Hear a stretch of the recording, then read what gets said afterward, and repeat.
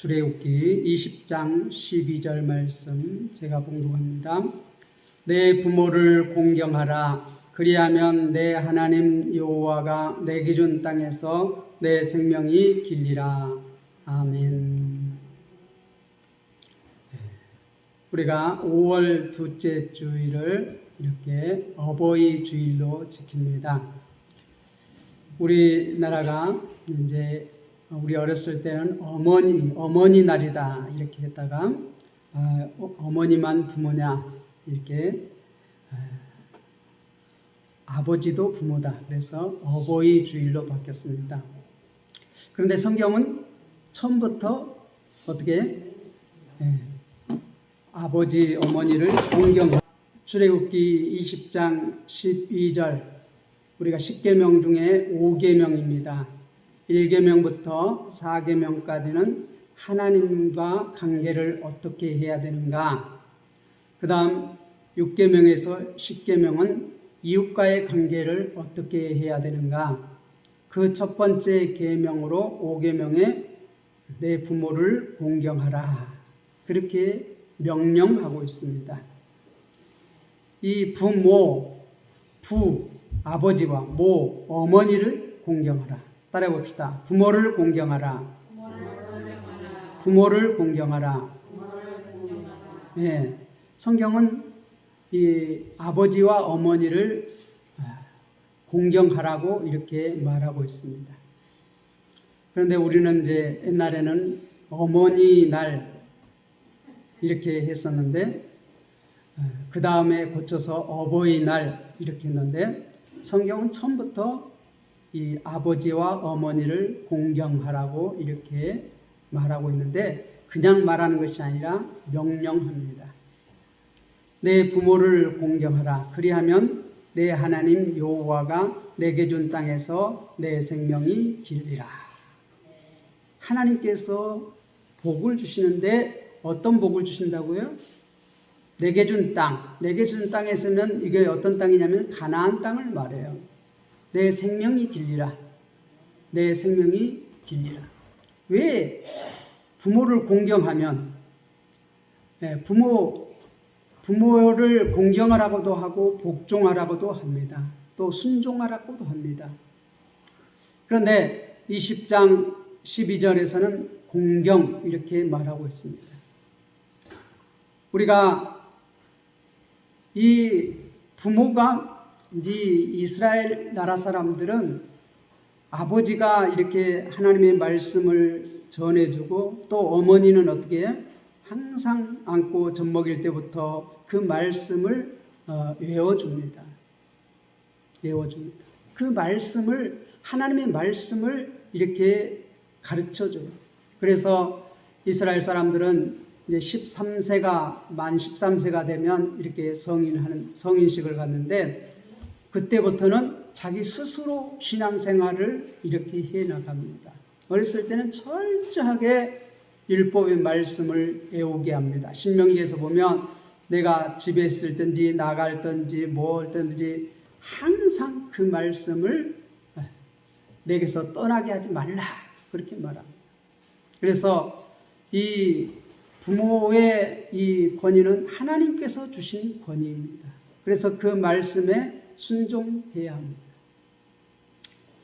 우리가 그 말씀에 순종하는 것은 우리가 내 마음대로 부모라고 해서 내 마음대로 자녀를 막 이렇게 하는 것이 아니라 하나님의 말씀에 근거해서 자녀를 양육해야 하는 것이에요.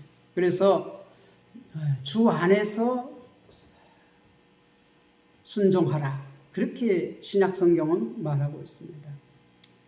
우리가 에베소 6장 1절에서 3절 보면 자녀들아 주 안에서 너희 부모에게 순종하라. 이것이 옳으니라.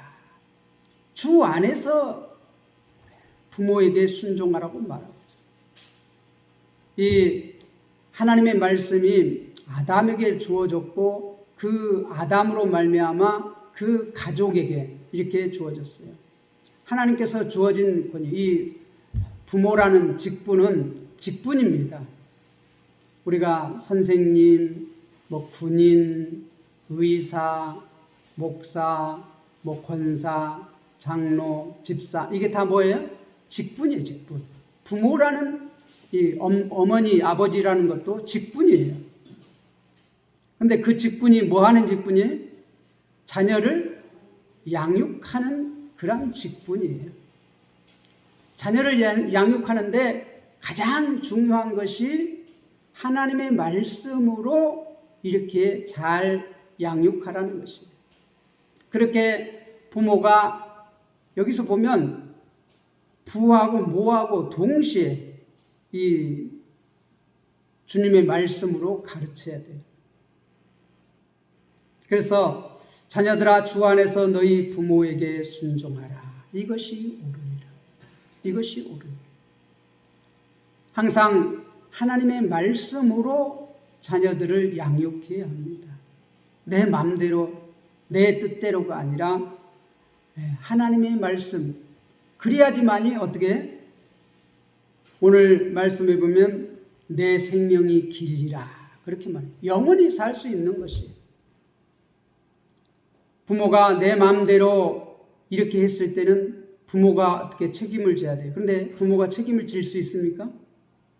우리는 책임 못 집니다. 그런데 하나님의 말씀에 따라서 이렇게 양육을 할 때는 하나님께서 책임을 지십니다. 하나님은 책임을 질 수 있을까요? 없을까요? 책임질 수 있습니다. 그러므로 내 생명이 길리라. 그렇게 약속하고 있는 것이죠.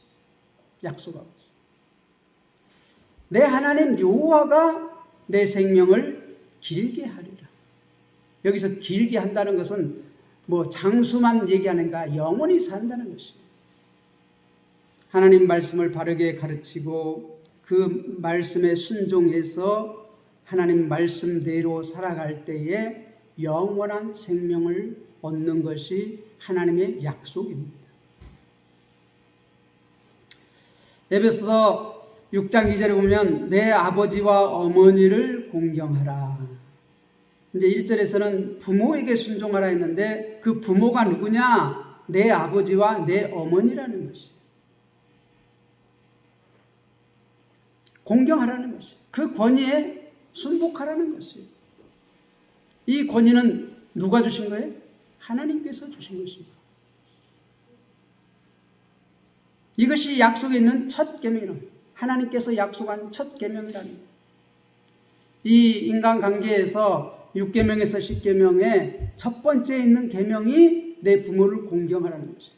이 내 부모를 공경하는 데서 인간관계에 첫 단추가 끼워지는 것이에요. 이것이 안 되면 그 다음에 모든 계명을 어떻게 다 어긋나요. 다 어긋나요.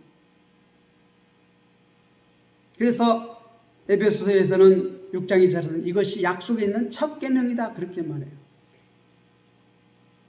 이 부모를 공경하면 부모에게 주신 그 권위는 누구로부터 나온다고요? 하나님. 왜 하나님으로부터 나와요? 하나님께서 주신 그 말씀대로 양육을 하기 때문에 그 권위가 하나님에게서 나오는 것이에요.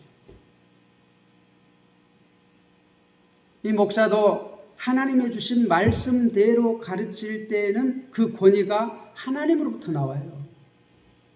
부모도 마찬가지입니다. 부모도 자녀를 양육하는데 하나님의 말씀에 따라서 자녀를 양육할 때 그 권위가 하나님으로부터 나온다는 것이에요. 하나님께서 책임진다는 것이에요. 그래서 12절 하반절에 보면 내 하나님 여호와가 내게 준 땅에서 내 생명이 길리라. 어떻게 하면? 그리하면. 뭘 그리하면? 내 부모를 공경하면. 내 부모를 공경하면. 내 하나님 여호와가 내게 준 땅. 내게 준 땅은 어디에? 가나안 땅. 우리가 영적으로 생각하면 이 가나안 땅은 뭘 상징해요? 하나님의 나라를 상징합니다. 하나님 나라에서 영원히 산다는 것이에요. 우리가 그 하나님 나라는 어떤 하나님 나라입니까? 아름답고 행복한 하나님의 나라예요. 그 아름다움을 이 세상 어떤 것으로도 표현할 수가 없어요. 요한계시록에서 이렇게 21장에서 하나님 나라를 이렇게 소개하는데 각종 보석으로 또 수정처럼 빛나는 황금으로 여러 가지 아름다운 것으로 이렇게 비유를 하고 있는데, 그것은 이 땅에서 사람들이 가장 아름답다고 생각하는 그것들을 가지고 이렇게 설명하는 것입니다. 그런데 그런 것으로도 하나님 나라는 그 아름다움을 다 표현할 수가 없어요. 그러니까 이 세상 사람들이 가장 좋아하고 가장 아름답다한 걸로 이렇게 비유를 해서 설명하는데, 하나님의 나라를 그런 것으로 다 표현할 수 없어요. 그건 하나의 비유에 사람들이 그걸 좋아하고 그걸 소중히 여기고 그걸 아름답다고 하기 때문에 그걸 가지고 이렇게 설명을 하는 것이에요. 그래야지만 우리가 알고 있는 것으로 설명을 해야지 이해가 되어지지, 우리가 알 수 없는 것으로 아무리 설명해봤자 이해가 되어지지 않는 거예요. 그리고 행복한 것도 어떻게 해요? 우리가 이 행복이 뭔가 어떤 것으로도 이걸 표현할 수가 없어요.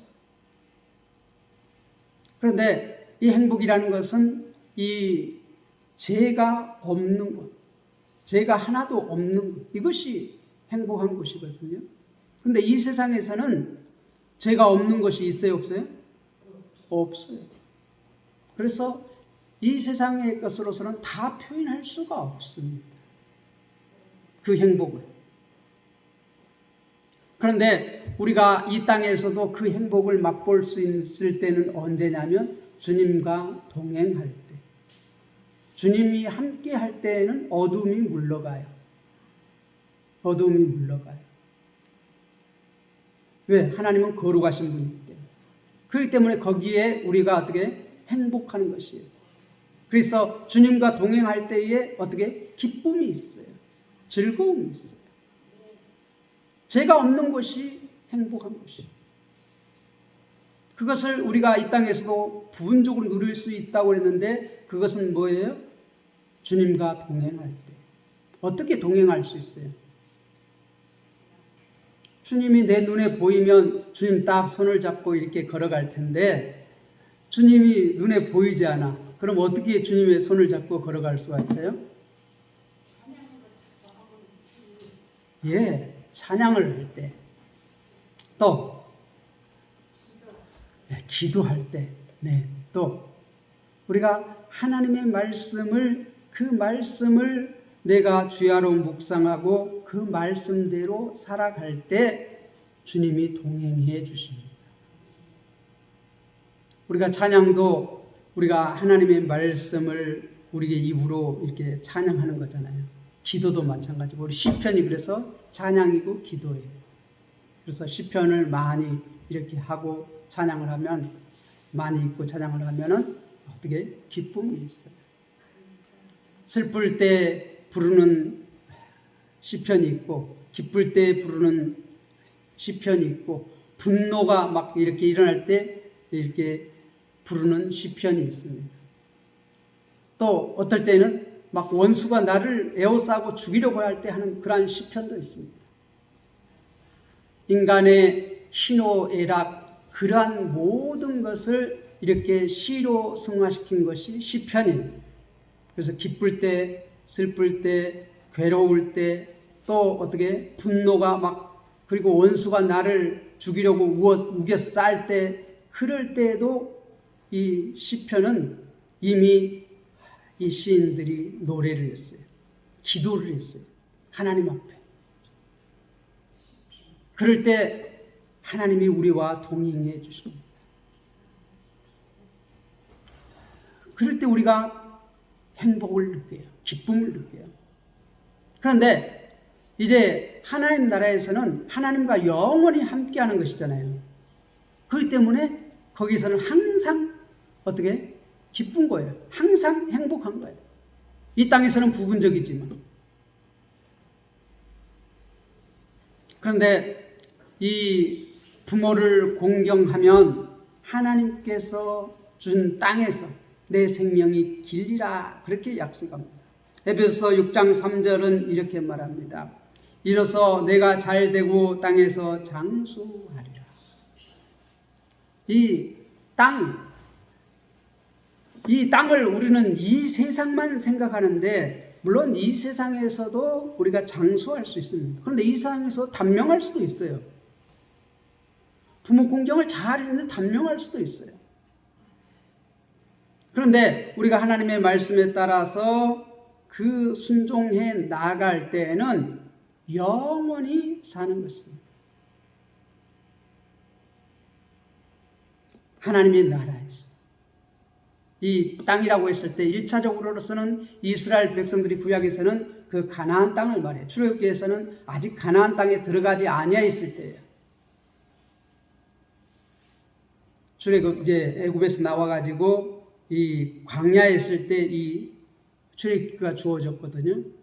그런데 약속의 땅이라고 하면 그 가나안 땅이에요. 1차적으로. 근데 우리에게는 이 가나안 땅은 어떤 땅을 의미해요? 하나님의 나라. 하나님 나라는 우리가 죽어서만 가는 것이 하나님의 나라가 아니라 이 땅에서도 주님과 동행하는 그곳이 하나님이 계신 곳이에요. 그것이 하나님 나라예요. 근데 이 땅에서는 부분적이에요. 그런데 우리가 주님께서 다시 오실 때에는 새하늘과 새 땅은 이 세상 모든 만물, 우주 만물이 다 어떻게 하나님 나라로 다 변한다고 말했어요. 그래서 우리는 그 하나님 나라를 뭐라고 불러요? 새하늘과 새 땅이다. 그렇게 말해요. 이 지구만 하나님 나라가 되는 것이 아니라 온 우주 만물, 새하늘과 새 땅이라는 것은 온 우주 만물을 말해요. 우주 만물이 하나님의 나라로 이루어지는 것이에요. 영원토록 산다는 것이에요. 내 생명의 길이라는 것은 단순하게 그 우리 눈에 보이는 가나안 땅, 그것에 내 생명이 긴다는 것이 아니고 하나님의 나라, 새하늘과 새 땅, 영원한 하나님 나라에서 영원토록 산다는 말씀이에요. 내가 잘되고 땅에서 장수하리라. 여러분들 다 부모가 계시죠? 저는 이제 어머님, 아버님이 돌아가신 지 30년이 넘었습니다. 어머님이 돌아가신 지 30년이 넘었고 아버지가 돌아가신 지 한 35년이 지났습니다. 제가 25살 때인가 아버지가 돌아가셨고 30살 때인가 어머니가 돌아가셨어요. 참 어렸을 때, 제가 어렸을 때 이렇게 부모님이 돌아가시고 참 이렇게 효도한다는 것이 참 어렵습니다. 어렵습니다. 그렇죠?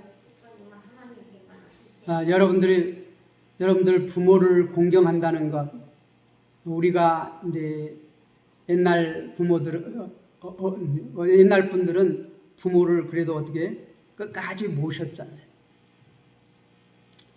우리가 어렸을 때 보면 이 부모가 이제 형제들을 뭐 5형제, 6형제, 3형제, 뭐 4형제, 5형제 뭐 이렇게 낳고 다 분가를 시킵니다. 분가를 시키는데 어떻게 결혼시켜 가지고 어떤 형제는 숟가락만 딱 가지고 내보내. 재금 내보내. 어떤 집은 조금 더 살면 방 한 칸 사는 거 하고 이렇게 부엌 살림 하고 이불 한 채 딱 해서 재금 내보냅니다. 그러면 다 어떻게 안 죽고 살아요. 그죠? 지금은 뭐 돈이 없어서 뭐 결혼을 못 한다, 뭐 데이트를 못 한다, 뭐 여러 가지 얘기들을 하지만 참 시대가 너무 잘 살게 되니까 이제 그런 말을 해요. 어려웠을 때는 어떻게 자중간에 먹을 것이 없어도 이렇게 재금을 내요. 결혼시켜가지고. 그러면 어떻게 남의 단칸방이라도 얻어가지고 거기 다 쓰러져가는 뭐 집이 뭐 그런 방 하나 얻어가지고 거기에서 밥그릇 하나 뭐 이렇게 해가지고 다 살았어요. 안 죽고 살았어요. 그때는 고생스러웠다고 생각하는데 지금 생각하면 그때가 그래도 좋았던 것 같아요. 자, 그래도 서로 이해하고 행복하고 나누고 그랬습니다. 그리고 부모를 어떻게? 부모 말이라면 뭐 부모님이 나에게 해준 게 뭐가 있어? 이런 말을 하지 않았어요. 부모님 말씀이라면 어떻게? 그런데 그게 우리나라는 유교 문화였거든요. 유교 문화. 특히 이 아버지의 가부장적인 아버지의 말이라면 꼼짝을 못했죠. 아무거 해준 게 없다고 해도 꼼짝을 못했어요. 그 부모가 아프면 어떻게 돼요? 효자라고 하면 이 맛있는 것도 밥상에 안 올렸어. 부모가 이렇게 먹지 못하고 알아서 눕고 있으면 이 뭐요? 이 예쁜 옷도 안 입고 좋은 옷도 안 입고 좋은 음식도 안 먹고 그렇게 했어요. 근데 성경은 그렇게 말하지 않아요. 성경은 이 아버지, 어머니 모두를 공경하라 그렇게 말하고, 그런데 그 어머니 아버지는 이 에베소 6장 4절에 보면 또 아비들아 너희 자녀를 노엽게 하지 말고 오직 주의 교훈과 훈계로 양육하라. 이 부모가 권위가 하나님께서 주어졌는데 그 권위가 주어진 것은 이 에베소 6장 4절에 보면 너희 자녀를 노엽게 하지 말라. 그리고 오직 주의 교훈과 훈계로 양육하라. 하나님의 말씀으로 이 아버지고 어머니고 이렇게 양육하라고 그랬지 내 생각, 내 마음대로 이렇게 하라고 하지 않았어.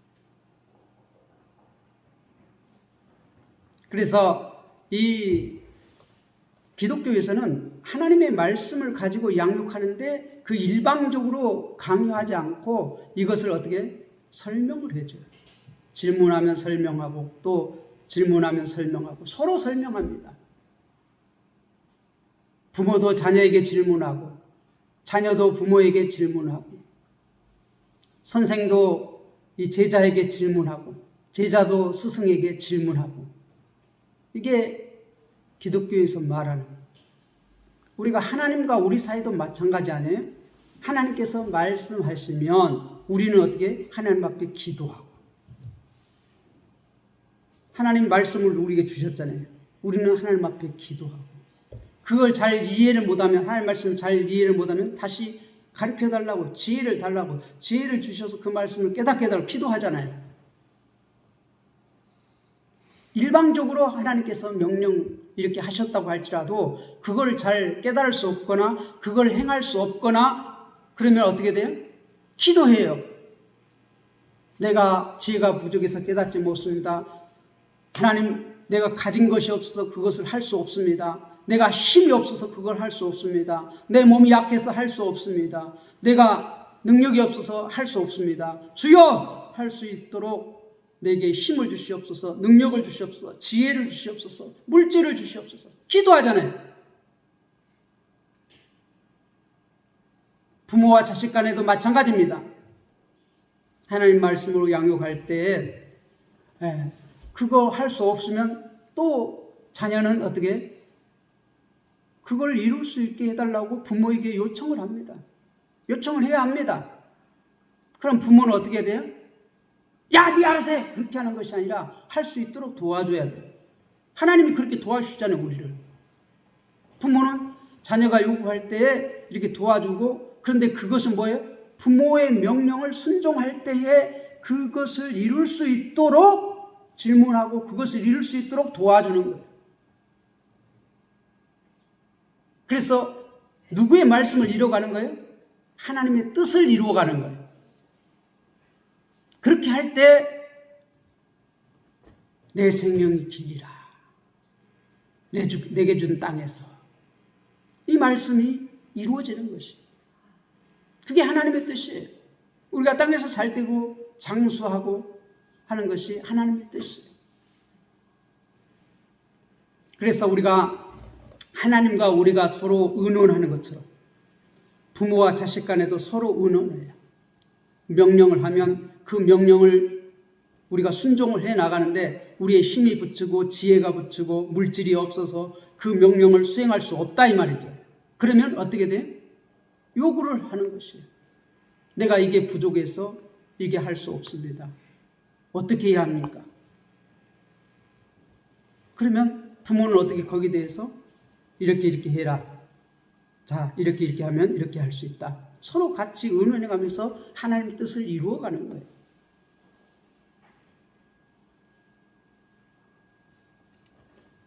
우리가 하나님과 우리 사이에, 하나님은 우리 아버지가 되시고 우리는 그의 자녀예요. 그와 마찬가지로 부모와 자식 간의 관계도 똑같아요. 그런 원리로서 하나님과 우리의 관계처럼 우리와 또 자녀와의 관계 또 그렇게 똑같은 원리에 의해서 이루어집니다. 그러니까 하나님의 뜻을 이루어가는데 우리가 지혜를 모아야 돼, 힘을 모아야 돼, 물질을 모아야 돼. 그렇게 하면 내게 준 땅에서 내 생명이 길다는 거예요.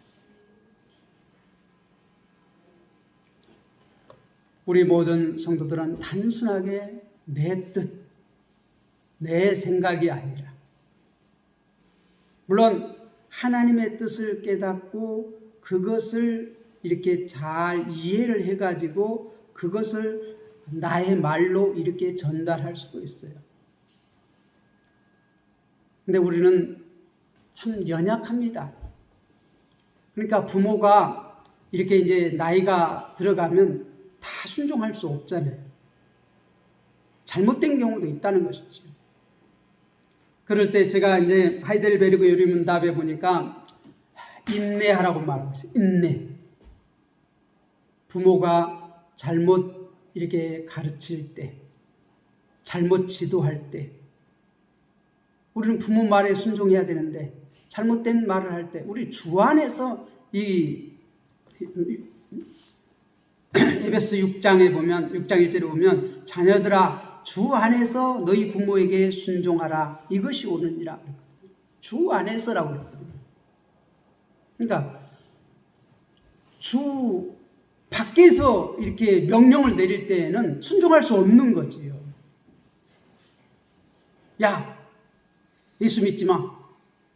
이건 순종할 수 없는 문제예요. 그런 잘못된 명령을 할 때 우리는 인내할 줄 알아야 돼요. 부모님 마음에 상하게 하지 않는 범위 안에서 어떻게 이것을 대답할 것인지. 분명히 아니라고 해야 되는데 요즘 이제 참 아이들이 공통적으로 부모가 야 누구야 뭐 해라 그러면 내가 왜 그걸 해야 돼요? 이런다고 그래요. 내가 왜 해야 돼요? 근데 이거는 뭐냐면 일단 권위에 반발하는 거예요.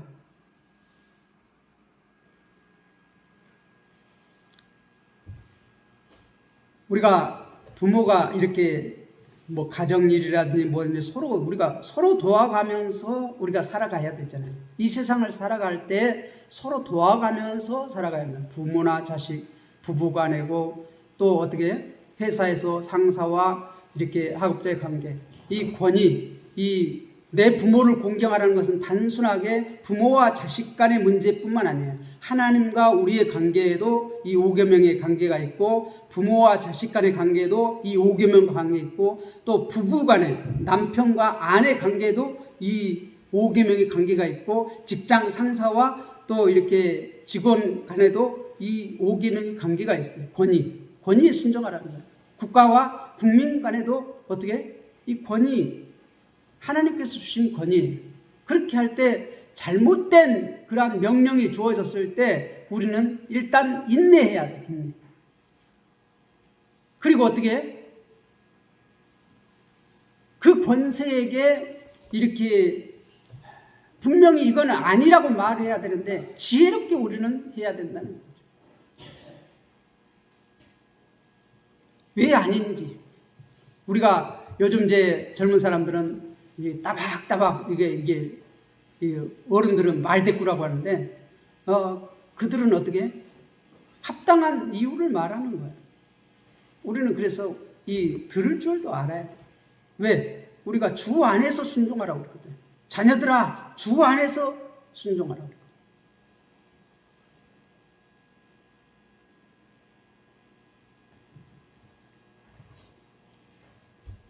이것이 옳다고 말하고 있어요.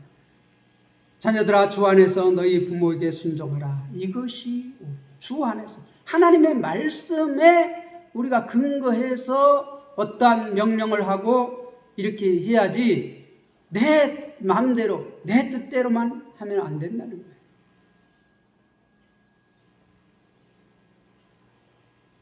자녀들에게는 주 안에서 너희 부모에게 순종하라 그랬고, 이 4절에 보면, 에베소 6장 4절에 보면, 또 아비들아 너희 자녀를 노엽게 하지 말고 오직 주의 교훈과 훈계로 양육하라. 주의 교훈과 훈계. 1절에서는 주 안에서라고 그랬고 4절에서는 주의 교훈과 훈계로 양육하라 이렇게 말하고 있어요. 그러니까 우리가 이 직분이라는 것은 부모, 어머니, 아버지 이 직분입니다. 남편, 아내 이것도 직분입니다. 또 상전, 종 이것도 직분이에요. 우리 일할 때 상하관계 어떤 권위가 주어지면 그 권위에는 일단 우리가 순종하라는 거에 성경이 말씀해요. 그런데 그 순종을 하는데 에베소 6장 1절에서는 어떻게 순종하라고요? 주 안에서 순종하는 거예요. 하나님 말씀 벗어난 데서 순종하는 것이 아니라 하나님 말씀 안에서 순종하라는 것이에요. 그 권위자들은 이 4절에 보면 주의 교훈과 훈계로 명령하라는 거야. 양육하라는 거야.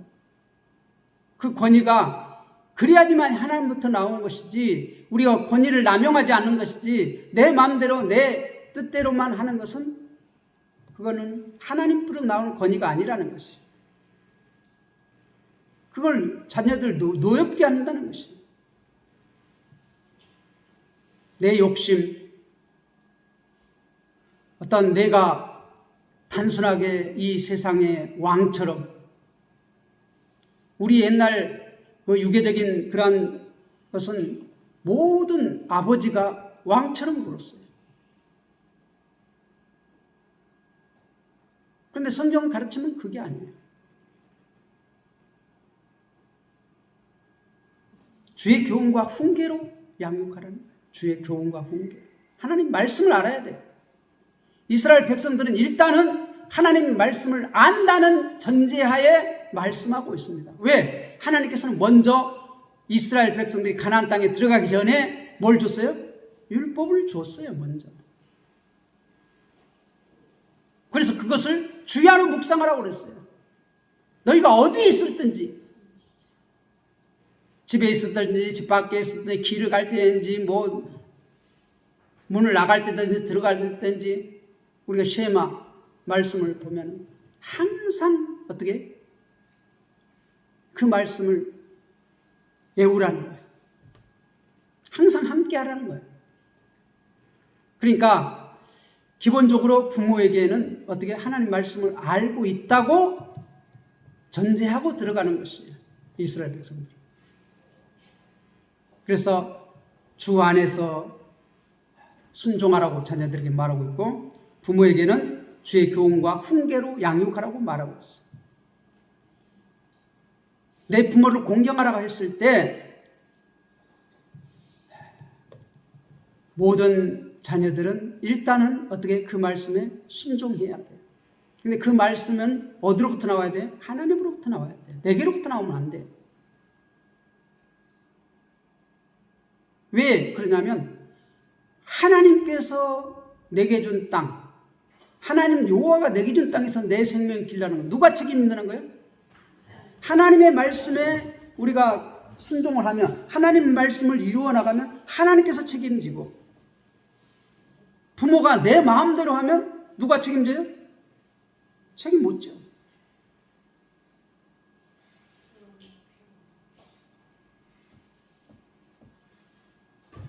책임 못 져요. 우리는 아무리 자녀를 사랑해도 책임질 수 없습니다.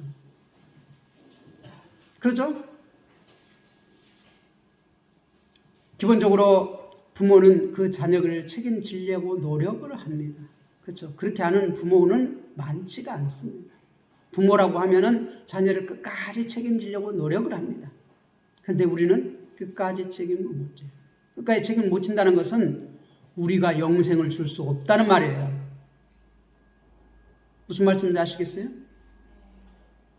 아무리 자녀를 사랑하고 아무리 부자고 아무리 권위가 있고 아무리 권세가 있고 해도 부모는 자식에게 영원한 생명을 줄 수 없어요. 그러한 존재가 아니에요. 영원한 생명은 누가 주시는 거예요? 하나님께서. 그래서 하나님의 말씀으로 양육해야 합니다. 교훈해야 합니다. 그렇게 할 때 하나님께서 책임져 주십니다. 내 생명이 길리라. 믿습니까? 우리 모든 부모님들은 부모를 이렇게 공경하라고 하는 명령에 따라서 자녀를 주의 교훈과 훈계로 양육하시기 바랍니다. 자녀들은 부모의 그 말씀, 부모를 통해서 주어진 말씀에 순종하는 귀한 자녀들이 되시기를 주님의 이름으로 부탁을 드립니다.